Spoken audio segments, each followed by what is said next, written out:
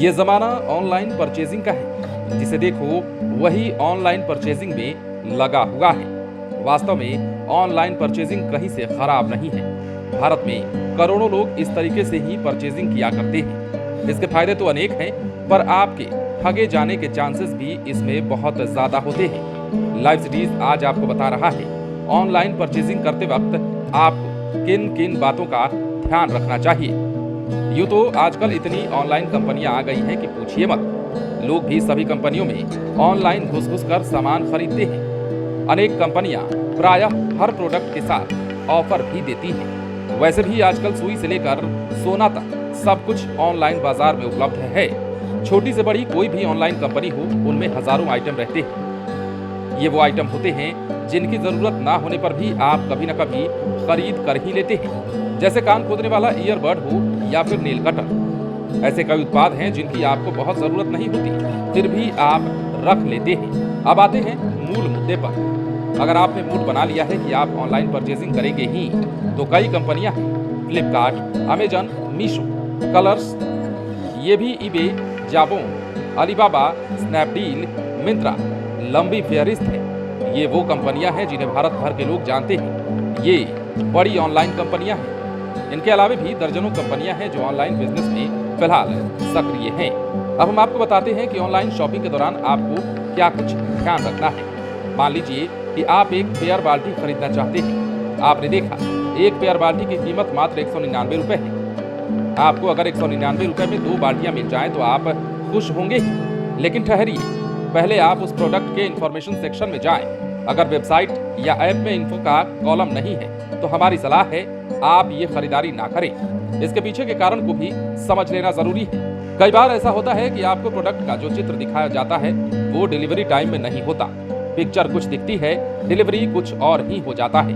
इसलिए जो भरोसेमंद कंपनियां होती हैं वो इन्फो का कॉलम जरूर देती है। इन्फो में सब कुछ साफ साफ लिखा रहता है, जैसे प्रोडक्ट का नाम, उसकी मैन्युफैक्चरिंग की तारीख, वजन, colour, capacity, brand name, price, validity, किस मटेरियल से बना है इत्यादि।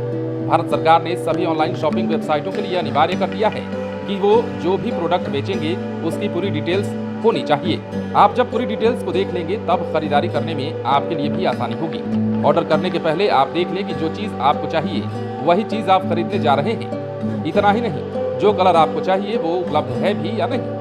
अगर आपके मन में कोई शंका हो तो उसे कंपनी के कस्टमर केयर नंबर फोन करके आप तसल्ली कर सकते हैं। अब आता है एड्रेस का मामला। एड्रेस आप वही का दें जहां आपको प्रोडक्ट की डिलीवरी करवानी हो। पता पूरा लिखें। राज्य और पिन कोड अनिवार्य है।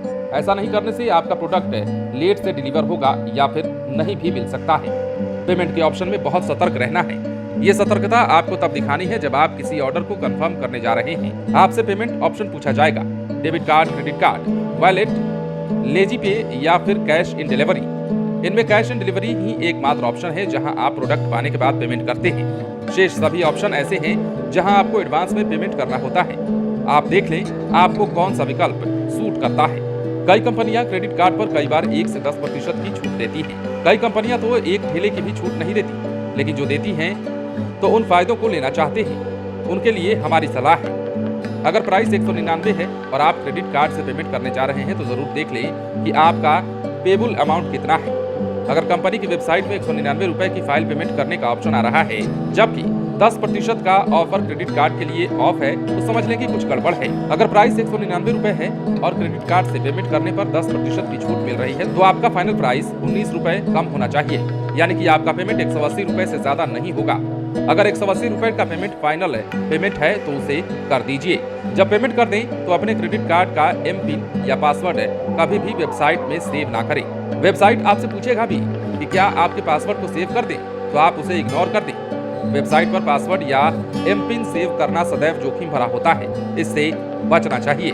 कई कंपनियां कैश ऑन डिलीवरी पर एक्स्ट्रा चार्ज लेती हैं। जैसे 199 का प्रोडक्ट है तो कई बार उसमें डिलीवरी चार्ज के रूप में 45 से 55 रुपए जोड़ दिए जाते हैं। ऐसे में आप उस प्रोडक्ट को उस व्यक्ति को ऑर्डर करने के लिए ट्रांसफर कर सकते हैं जो उस कंपनी में लंबे समय से खरीदारी कर रहा है। जैसे फ्लिपकार्ट में एक कैटेगरी है प्लस मेंबरशिप।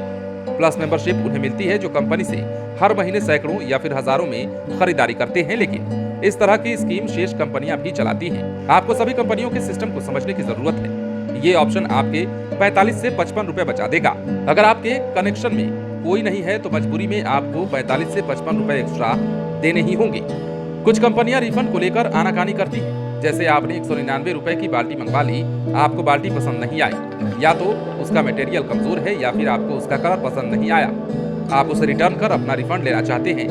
कुछ कंपनियां यहाँ पर आपसे किचकिच करेंगी, वो कहेंगी कि आप इसके बदले दूसरा आइटम ले लें, हम इसे रिटर्न तो ले लेंगे पर रिफंड नहीं करेंगे। इस किस्म के झमेले से बचने के लिए आपको फिर से ऑर्डर बुक करने वाले मेथड पर वापस जाना होगा। वहां आप चेक कर लें कि जिस कंपनी से आप कोई सामान खरीदने जा रहे हैं उसमें रिफंड पॉलिसी है या नहीं।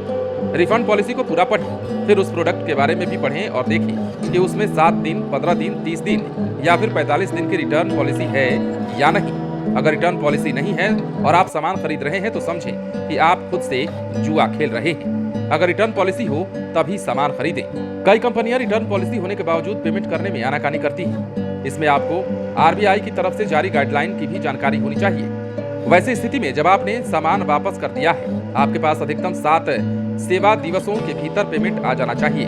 अगर पेमेंट नहीं आता है तो आप नोडल ऑफिसर को कंप्लेन कर सकते हैं। वैसे फ्लिपकार्ट जैसी कुछ कंपनियां हैं जो रिटर्न लेने के चंद घंटे के भीतर ही आपके खाते में पैसा रिफंड कर देती हैं। ऑनलाइन कंपनी से प्रोडक्ट मंगवाने में सबसे बड़ी दिक्कत तो ये होती है कि अधिकांश लोग सही तरीके से ऑर्डर नहीं कर पाते हैं। जैसे मान लीजिए आपको एक चप्पल मंगवाना है, आप 10 नंबर का चप्पल पहनते हैं, आपने 10 नंबर पर क्लिक कर दिया पर ये नहीं देखा कि जो 10 नंबर का चप्पल है उसका साइज कितना बड़ा है, क्योंकि कई चप्पल इंडियन साइज के होते हैं, कई चप्पल यूरो साइज के होते हैं। इंडियन साइज और यूरो साइज में फर्क होता है। आप इंडियन साइज का 10 नंबर पहन रहे हैं और ऑर्डर आपने अगर यूरो साइज के 10 नंबर का कर दिया है तो इंडियन साइज का 12 नंबर का चप्पल आपको मिलेगा, यानी कि 2 नंबर बढ़ा हुआ। आप चिल्लाएंगे कि हमने 10 नंबर का ऑर्डर किया था और ये इतना बड़ा आ गया। दरअसल जब आप यूरो में जा रहे हैं तो आपको 8 नंबर का चप्पल चूज करना चाहिए। इसके लिए आपको ऑर्डर देने पहले मेजरमेंट गाइडलाइन को ध्यान से पढ़ लेना चाहिए। उम्मीद है आप इन बातों को मानकर जब ऑनलाइन शॉपिंग करेंगे तो तनाव कम, खुशियां ज्यादा पाएंगे।